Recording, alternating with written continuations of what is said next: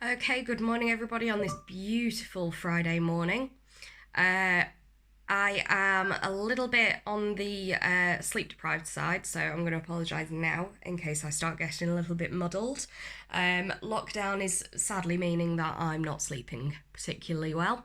I imagine that a lot of you are in a similar position, to be fair. So let's have a look at this translation then. In front of the shop of Clemens, or before Clemens's shop, or however you want to translate it. Okay, so let's have a look at this sentence then. Our sentences are starting to get longer. I don't know if you've noticed. Okay, so Clemens was often dining in the temple of the goddess Isis with the rest of the followers of Isis. Okay? Right, we've got a horrifically long sentence here with some clauses mixed up. We've got something that you've not seen before yet in a translation, I don't believe. Accurrentem. Now, accurrentem has got this NT in it, which tells me immediately that it's a present participle. Okay, now present participles are things that we translate as ing. Okay, so it's sort of it's more of an adjective really. It's describing the action. So for example, jumping is a participle, sleeping is a participle. The sleeping Miss Allen, I wish, sleeping there is a participle. If you were to say Miss Allen was sleeping, that will be different. Okay, so let's have a look at this then. We've got one day and then a comma, and then something about a temple, and then another comma, and then we've got he was returning, we've got he caught sight of. Right, so what we need to do here is work out what is part of the main clause and what is part of the subordinate clause. So,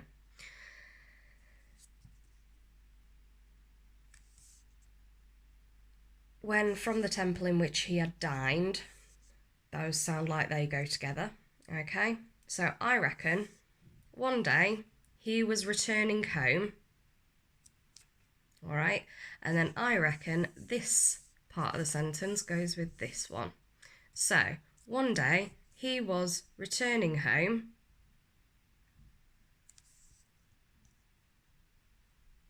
from a temple in which he had dined when he caught sight of a friend running up. Okay, now there's multiple ways that you can make that make sense. So long as it makes sense in your translation, that is fine by me. Okay, so you might have had one day he was returning home when he caught sight of a friend running up from the temple in which he had dined. It's, you know, there's multiple ways that you can make that make sense, essentially. All right, so the shop is on fire, he says, this friend. Your shop is on fire, the friend shouted. So, let's see. We've got our verb here. I saw them wrenching off the doors, breaking glass, setting fire to the shop. All right? So, bit of a complicated sentence, this one, because we've got three different participles, and if you're not used to seeing participles, it can throw you off, all right? But what you will notice is that they've all got this ing in them, all right? So wrenching off, breaking, setting fire, okay? So I saw them wrenching off the doors, breaking glass, and setting fire to the shop. Now you'll notice that what I've done there is I've added in an et that isn't actually there, all right, to make it make sense. Now, what you're going to start finding in Latin is that they tend to leave out things that would be repeated, things like and or all sorts of things like that. And often they'll leave out verbs such as to be, okay? Things like he was and things like that. They leave them out a lot. So, flee, all right? We've got an imperative here. Flee, he says, flee from the city. Eutychus wants to kill you. No one is able to resist him and the robbers. So remember, this que means and.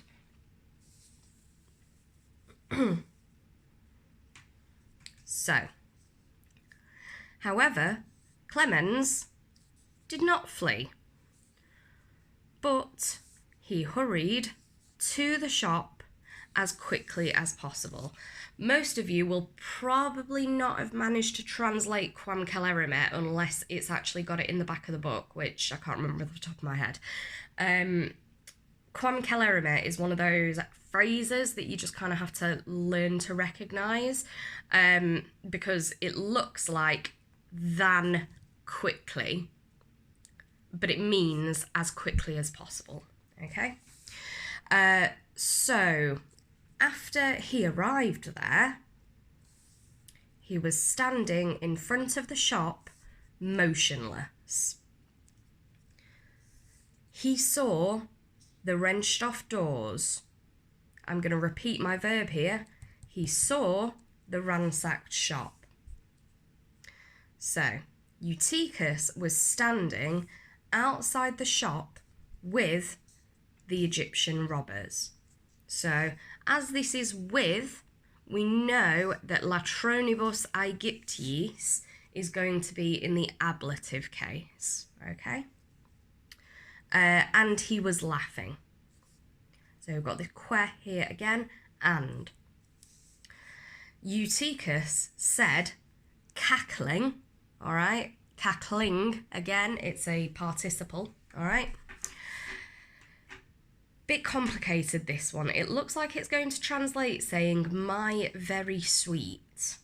Now, that doesn't sound fantastic, because we know that what he means to say is, my very sweet man, okay? He's a very patronising and horrible man, this Eutychus, all right? One of my favourite people to hate in the entirety of the Cambridge Latin course, okay, aside from Salvius, obviously. So, often, what you will come across is, instead of using a noun to identify who somebody is talking about, the noun is kind of implied with the adjective, okay? And we've got a superlative adjective here, dulcissime, all right, meaning very sweet, not just sweet. So, my very sweet man, okay? So, my very sweet man, he said, surely I warned you about this street. Surely you have friends whom you are able to call. Why are they not here? Perhaps they are wiser than you. So, Clemens replied to him with the greatest calmness. Now, you'll notice that we're starting to come across a quite a bit more often, okay? So, a is the dative version of is, ea, id, all right? So, Clemens replied to him with the greatest calmness. My friends, or the friends, are away, but the gods are able to save me. The gods are accustomed to punish wicked men. So one of the ways that this could be rephrased is by getting rid of the homines here, okay? It would make perfect sense in Latin if you were to say the gods are accustomed to punish the wicked, all right? But you could also translate that as wicked men. That would be fine. So, Eutychus said, very angry, "What did you say?" This ne here means that there's a question. You dare to speak to me in this way. Now, dicere is one of the more difficult ones because it has a few translations, okay? So it can be to say, but it can also be to speak. And part of Latin is making sure that you put the correct, the most appropriate vocabulary in there when you're translating, okay? So, do you dare to speak to me in this way? He says. Then Eutychus gave a sign to the thugs, or the robbers. At once, 4 Egyptians with clubs were approaching Clemens. Don't get too excited, guys. It doesn't actually come down to a beating. Clemens stood firm. The street in which he was standing was deserted.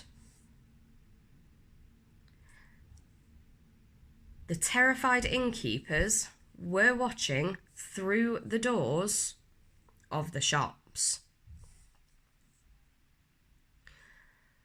Reluctant, all had deserted Clemens. Now, what I've done here is I've put the adjective at the start of the sentence just to help make it make sense. Okay, so reluctant, all had deserted Clemens as soon as Eutychus and the thugs had come.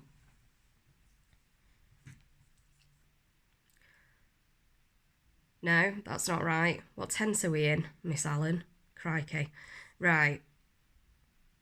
As soon as Eutychus and the robbers came, all right.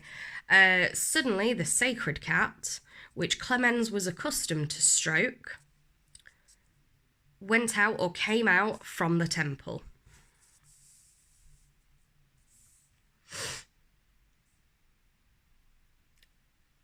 He made for Clemens directly.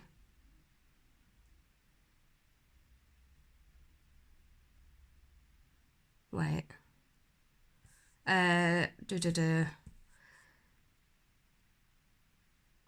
Is that... Oh, there is a full stop there. Thank goodness. Right, so he made for Clemens directly. He jumped onto the shoulder of Clemens, or onto Clemens's shoulder. At once, all the Egyptians threw away their clubs and fell down at Clemens's feet. These Egyptians are a very superstitious lot. So,